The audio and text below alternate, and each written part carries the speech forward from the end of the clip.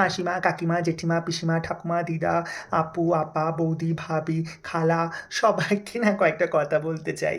এই যে আপনারা আমি জানি আপনাদের কোনো চাকরি নেই বা ব্যবসা করেন না বা সংসারের কোনো কুটিও নাড়েন না।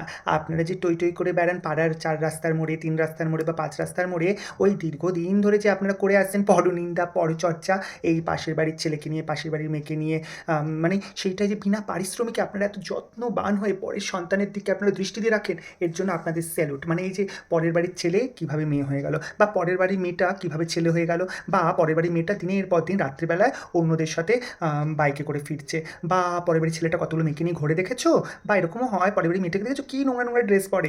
এই যে পরের বাড়ির ছেলে মেয়ে এই সন্তানদের প্রতি আপনারা যে এত যত্নশীল, আপনাদেরকে কোনো টাকা না দেওয়া সত্ত্বেও পারিশ্রমিক না পেয়েও আপনারা যে এত যত্নশীলভাবে আপনাদের ডিউটি পালন করেন, এর জন্য আপনাদেরকে হ্যাটস অফ।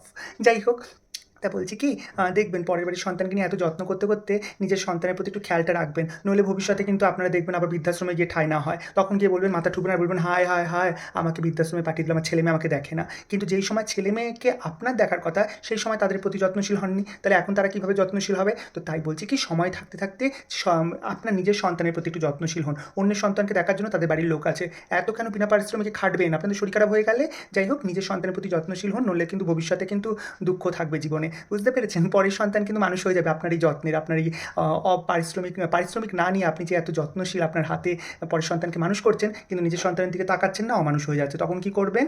যাই হোক এরকম করবেন না। আপনাদের শরীর খারাপ হয়ে গেলে আমাদের কি ভালো লাগবে বলুন?